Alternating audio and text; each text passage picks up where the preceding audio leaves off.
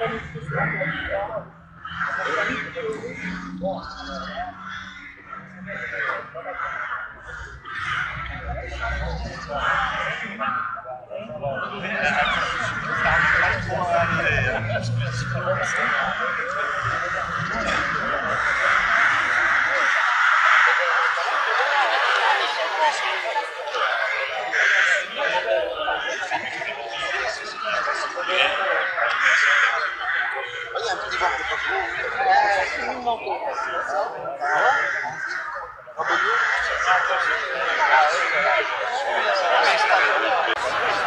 mais il y avait les petits villages pour ramasser la mort. Parce que là, il y en a plus. Ramène les filles, ramasse pas.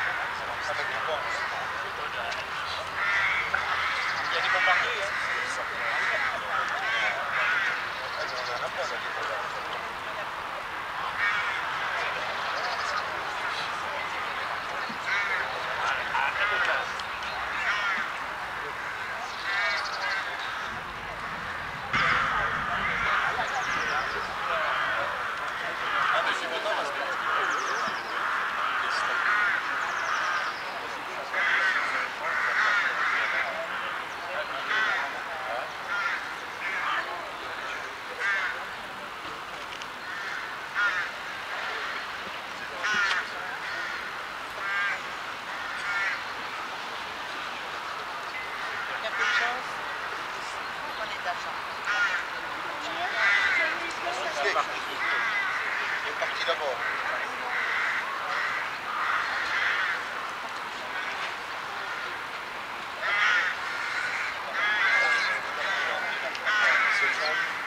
Maurice, c'est bien ton truc devant. Voilà.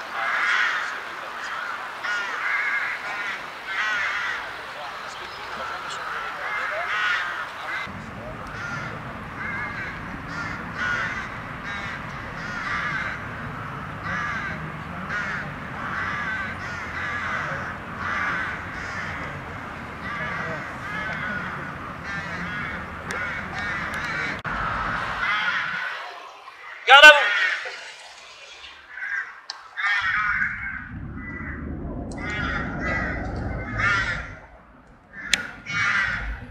« 19 mars 1962, cessez-le-feu en Algérie. Il n'y a pas de coup de clairon. Simplement, quelque part, dans le bled, un chef de patrouille qui rentre avec ses hommes. Il dit, très simplement, dernière mission accomplie. Cette dernière mission est scandée par un télégramme très simple.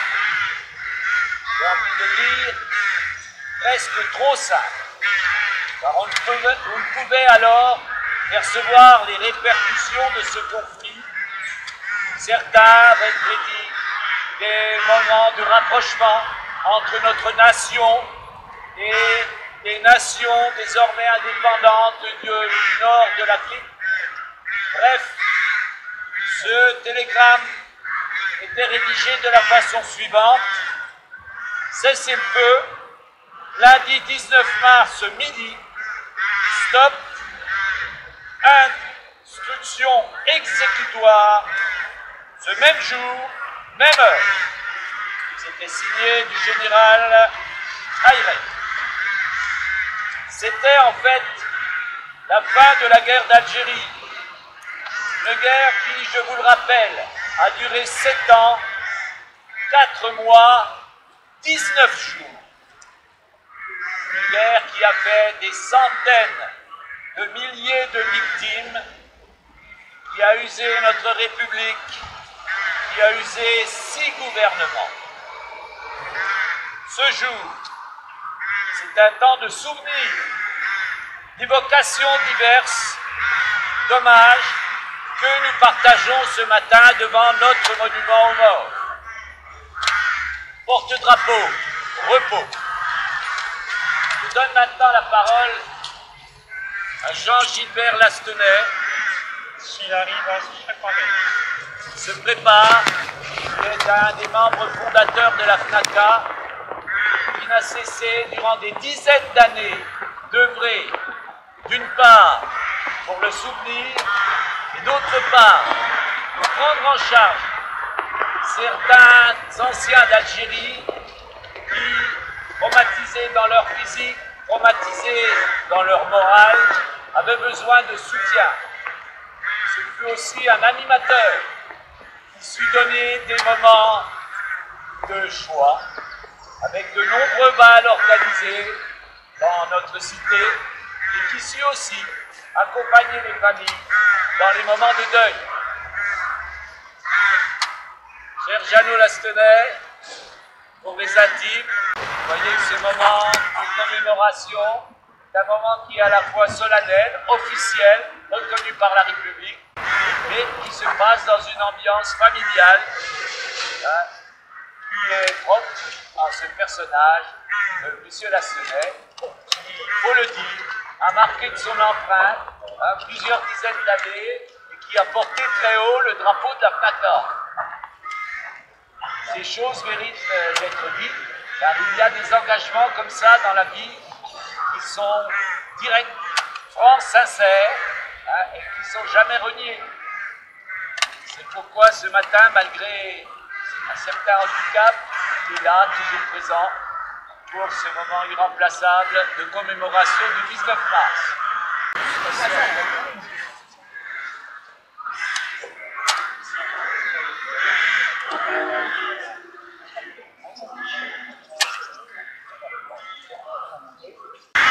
Garde à vous. Non. Je réitère, la parole est à M. Lastenay qui va lire le communiqué officiel de la FNACA. Ok. S'il vous plaît. Toujours, parler d'anciens combattants ne suffit-il pas pour esquisser sans doute activement le portrait d'un personnage du passé, celui du combattant symbolisant quant à lui un guerrier.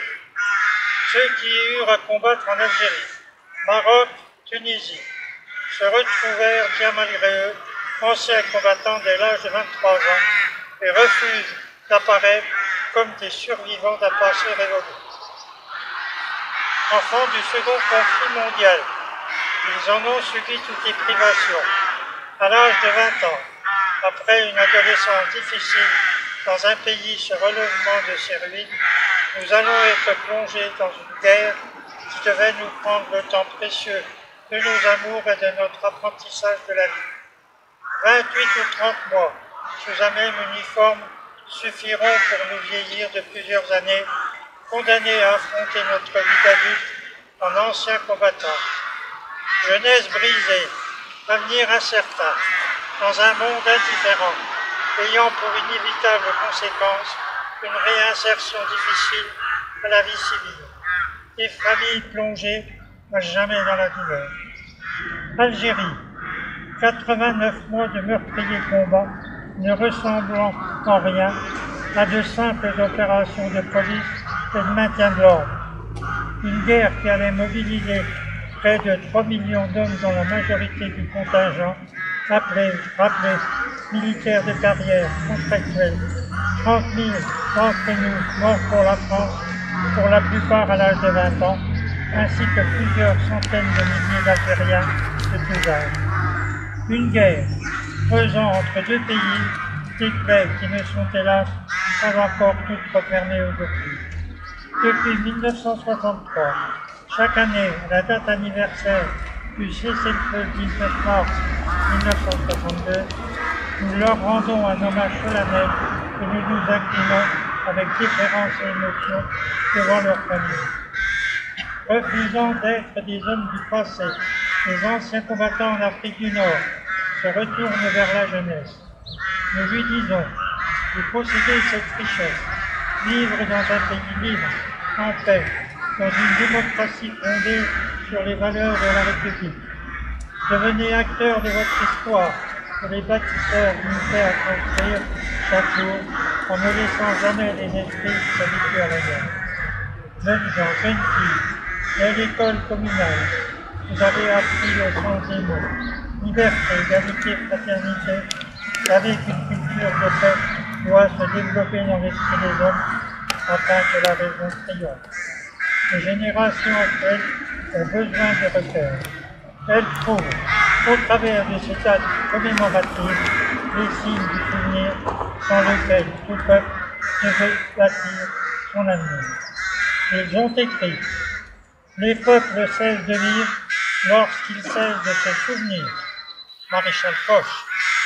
Si tu veux dominer un peuple, retue sa mémoire. André Malraux. Les souvenirs sont nos forces. Ne laissons jamais s'effacer les anniversaires mémorables. Quand la nuit essaie de revenir, il faut rallumer les grandes dates comme des flambeaux. Victorieux. Vive la France. Je vous remercie. Nous allons procéder maintenant au dépôt des gerbes.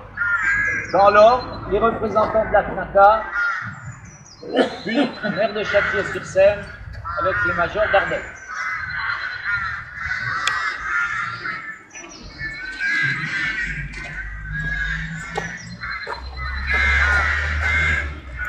Ah bah, c'est une petite pierre pour les autres. Sur le côté. Voilà. Hop.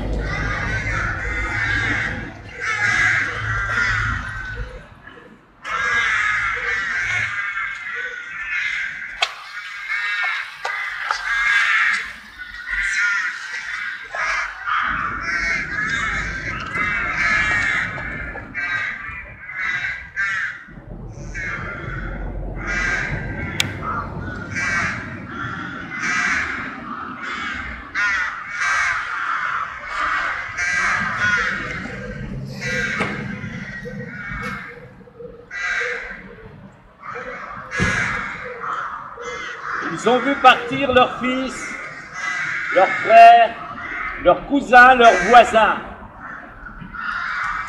Ils ne les ont jamais revus. À la mémoire des victimes de ce conflit, qui fut un véritable traumatisme pour notre nation, je vous invite à respecter un profond temps de silence. Aux morts!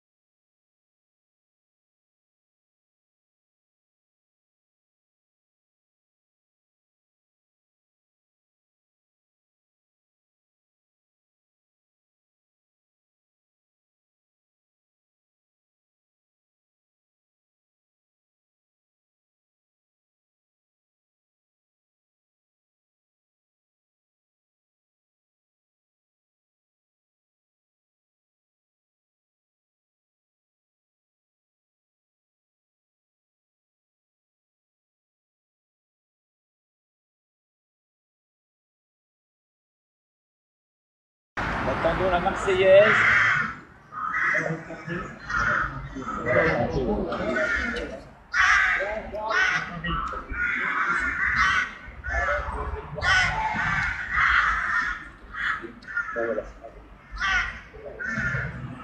Enfants de la patrie, le jour de gloire est arrivé.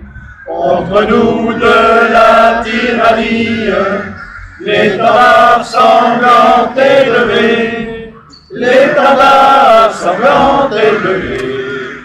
Entendez-vous dans nos campagnes mugir ces féroces soldats, ils viennent jusque dans nos bras, égorger nos fils et nos compagnes. Aux armes, citoyens, formez vos bataillons, marchons, marchons, qu'un sang impur abreuve nos sillons. Je vous remercie. Repos pour les porte-drapeaux. Mesdames, messieurs les officiels et les représentants des porteurs de médailles, etc., veuillez saluer les porte-drapeaux. Merci à vous. Eh bien, Bravo. Merci. C'est bon.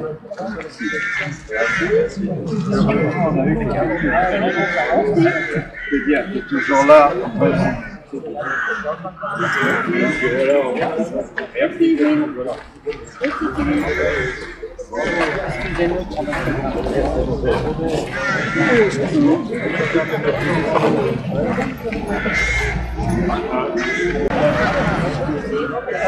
Alors,